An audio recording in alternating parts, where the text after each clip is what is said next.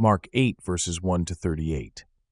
In those days, when there was a very great multitude, and they had nothing to eat, Jesus called his disciples to himself and said to them, I have compassion on the multitude, because they have stayed with me now 3 days and have nothing to eat.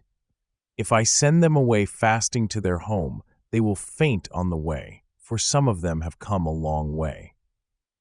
His disciples answered him, From where could one satisfy these people with bread here in a deserted place? He asked them, How many loaves do you have? They said, 7. He commanded the multitude to sit down on the ground, and he took the 7 loaves. Having given thanks, he broke them and gave them to his disciples to serve, and they served the multitude. They had a few small fish. Having blessed them, he said to serve these also. They ate and were filled. They took up 7 baskets of broken pieces that were left over. Those who had eaten were about 4,000. Then he sent them away. Immediately he entered into the boat with his disciples and came into the region of Dalmanutha. The Pharisees came out and began to question him, seeking from him a sign from heaven and testing him. He sighed deeply in his spirit and said, Why does this generation seek a sign? Most certainly I tell you, no sign will be given to this generation. He left them, and again entering into the boat, departed to the other side. They forgot to take bread, and they didn't have more than 1 loaf in the boat with them.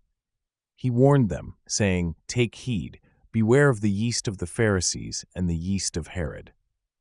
They reasoned with one another, saying, It's because we have no bread. Jesus, perceiving it, said to them, Why do you reason that it's because you have no bread? Don't you perceive yet, neither understand? Is your heart still hardened? Having eyes, don't you see? Having ears, don't you hear? Don't you remember? When I broke the 5 loaves among the 5,000, how many baskets full of broken pieces did you take up? They told him 12.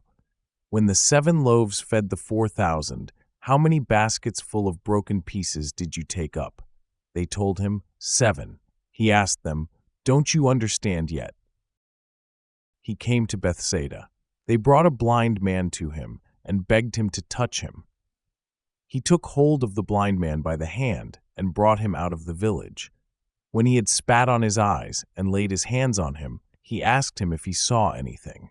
He looked up and said, I see men, for I see them like trees walking. Then again he laid his hands on his eyes. He looked intently and was restored and saw everyone clearly.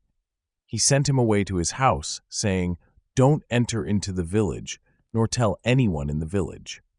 Jesus went out with his disciples into the villages of Caesarea Philippi. On the way he asked his disciples, Who do men say that I am? They told him, John the Baptizer, and others say Elijah, but others, one of the prophets. He said to them, But who do you say that I am? Peter answered, You are the Christ. He commanded them that they should tell no one about him. He began to teach them that the Son of Man must suffer many things, and be rejected by the elders, the chief priests, and the scribes, and be killed, and after 3 days rise again. He spoke to them openly. Peter took him and began to rebuke him. But he, turning around and seeing his disciples, rebuked Peter and said, Get behind me, Satan, for you have in mind not the things of God, but the things of men. He called the multitude to himself with his disciples and said to them, Whoever wants to come after me, let him deny himself and take up his cross and follow me. For whoever wants to save his life will lose it, and whoever will lose his life for my sake and the sake of the good news will save it.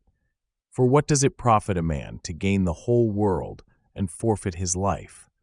For what will a man give in exchange for his life? For whoever will be ashamed of me and of my words in this adulterous and sinful generation, the Son of Man also will be ashamed of him when he comes in his Father's glory with the holy angels.